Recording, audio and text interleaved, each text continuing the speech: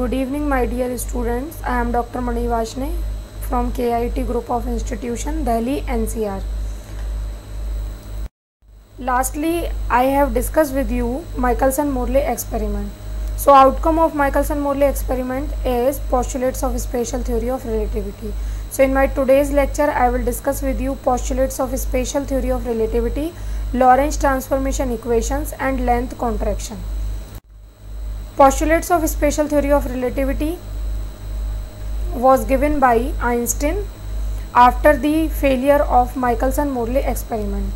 According to Einstein, there were two postulates of spatial theory of relativity. First is the principle of equivalence and second is the principle of constancy of the speed of light. According to first postulate, all laws of physics are same in all inertial frame of reference. That means the form of law will not change with the frame of reference, but the frame of reference must be inertial frame of reference. That means if the equation of circle is x square plus y square is equal to a square, then its form remains same in all inertial frame of reference. Only coordinate will change with the change of inertial frame of reference. So first principle of equivalence says that all physical laws are same in all inertial frame of reference. Second is the principle of constancy of speed of light. According to this, speed of light is constant. It does not depends on the motion of the observer, frame of reference, or motion of the system. It has constant value 3 into 10 to the power 8 meter per second in vacuum or free space. So these are the two important postulates of spatial theory of relativity. Lorentz transformation equations. As we discussed earlier, Galilean transformation equations which are applicable at low velocities. When we analyze the high velocity object, we required new transformation equation, and these transformation equations was given by Lorentz, so it is known as Lorentz transformation equation. To find out the Lorentz transformation equation, here Lorentz considered two inertial frame of reference. One is frame S, which is at rest, so it is known as stationary frame of reference. Observer O is at point O, that means at origin. Second frame is S dash, which is moving with constant high velocity v with respect to frame S. So S dash is a moving frame of reference and S is a stationary frame of reference. Initially, both the frame of reference are coincide with each other at time t is equal to t dash is equal to 0. When both the frame of reference are coincide, then a light pulse was emitted from the common origin. After some time, both observers observe this event at point P. According to observer O, coordinates of event are x, y, z, t. According to observer O dash, coordinates are x dash, y dash, z dash and t dash. Here t is not equal to t dash. In Galilean transformation equation, we were taken t is equal to t dash. But here t is not equal to t dash, because at high velocity theory of relativity is applicable, and according to theory of relativity nothing is absolute, all are relative. So time is also a relative quantity. To find out the Lorentz transformation equation, Lorentz considered that x dash is proportional to x minus vt. So x dash is equal to gamma x minus vt, where gamma is proportionality constant. According to the first postulate of spatial theory of relativity, x is equal to gamma x dash plus vt dash. What is the first postulate of spatial theory of relativity? That is law of equivalence. That means all physical laws remain same in all inertial frame of reference. So with the help of first postulate, we can define x, because we already known the value of x dash. So here x is equal to gamma x dash plus vt dash. Again I remind you, t is not equal to t dash in theory of relativity. Now substituting the value of x dash from equation 1 in equation 2, we get x is equal to gamma x minus vt plus vt dash. X upon gamma is equal to gamma x minus gamma vt plus vt dash.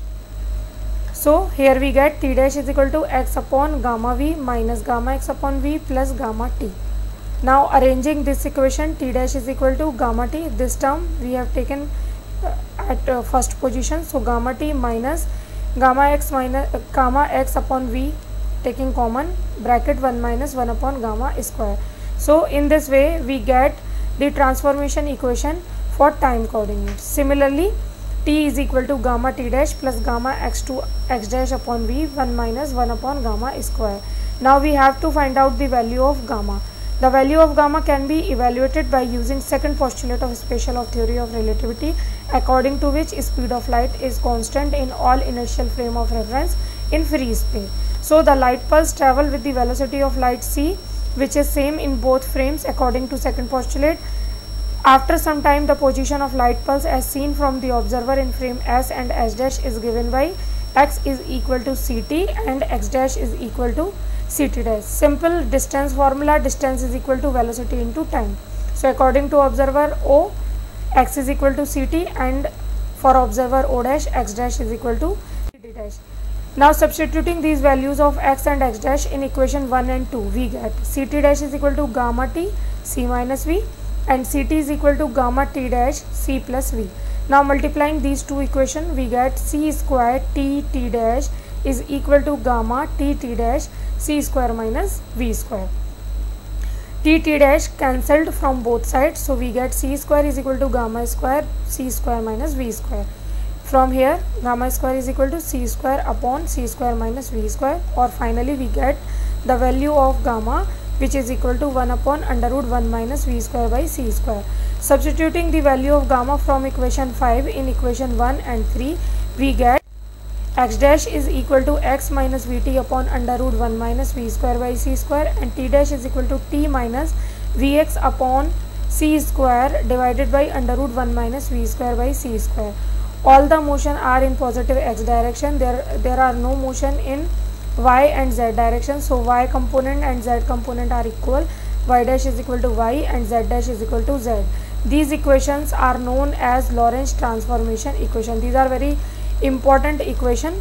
These are known as Lorentz transformation equation. Now if we want to find out inverse Lorentz transformation equation, then what we can do, just interchange the coordinates and replace v by minus v. So we get x is equal to x dash plus vt dash upon under root 1 minus v square by c square, and t is equal to t dash plus v x dash upon c square divided by under root 1 minus v square by c square, and y is equal to y dash, z is equal to z dash. These equations are known as inverse Lorentz transformation equation. At low velocities, Lorentz transformation equation reduces to Galilean transformation equation. So at low velocity, under root 1 minus v square by c square tends to 1 and t minus vx upon c square tends to t. So we get x dash is equal to x minus vt, y is equal to y dash, z is equal to z dash, and t is equal to t dash, which are Galilean transformation equation. So we conclude that Galilean transformation equations are the special case of Lorentz transformation equation. Now what is the importance of Lorentz transformation equation? With the help of Lorentz transformation equation, we can define the relation for length, time and mass at high velocities. So what was the impact of high velocity on length, time and mass? So first we consider length. Here I am writing length contraction. So according to Lorentz, when an object moves with a velocity v comparable with the velocity of light relative to a stationary observer, its measured length appears to be contracted in the direction of its motion by a factor under root 1 minus v square by c square, where its other dimension perpendicular to the direction of motion remains unaffected. In layman language, at high velocity, length reduces in the direction of motion. Okay, so to find the mathematical expression for length contraction, here we consider again two inertial frame of reference. One is S inertial frame of reference, which are at rest, and second is S dash frame of reference, which is moving with constant high velocity v with respect to S. Observers are at position O and O dash. Now we consider an rod AB at rest position in moving frame of reference S dash. According to observer O dash, coordinates of ends of rods are x1 dash and x2 dash. For observer O, coordinates are x1 and x2. The length defined by observer O dash is known as proper length. Proper length is the length at rest. So now we have to find the mathematical expression. Let x1 dash and x2 dash be the coordinate of the ends of the rod at any instant of time in frame S dash. Then L0 is equal to x2 dash minus x1 dash, where L0 is the proper length of the rod. If x1 and x2 be the coordinate of the ends of the rod at same instant of time in frame S, then L is equal to x2 minus x1, where L is the relativistic length of the rod in frame S. Okay. Now we want to relate L and L0. So according to Lorentz transformation equation, x dash is equal to x minus vt upon under root 1 minus v square by c square. With the help of this equation, we can find out x1 dash and x2 dash. So from Lorentz transformation equation, x1 dash is equal to x1 minus vt upon under root 1 minus v square by c square, and x2 dash is equal to x2 minus vt upon under root 1 minus v square by c square. Subtracting equation 1 from equation 2, we get x2 dash minus x1 dash is equal to x2 minus vt upon under root 1 minus v square by c square minus x1 minus vt upon under root 1 minus v square by c square. x2 dash minus x1 dash is equal to x2 minus x1 upon under root 1 minus v square by c square. x2 dash minus x1 dash is the length with respect to observer O dash, which is proper length, so it is denoted by L0. x2 minus x1 length defined by observer O, so it is denoted by L, relativistic length. Finally we get L is equal to L0 under root 1 minus v square by c square. Because v is comparable to c, so this final expression under root 1 minus v square by c square have the value less than 1. So finally we get L is less than L0. Therefore to the observer in S, it would appear that the length of the rod in S dash has contracted by the factor under root 1 minus v square by c square.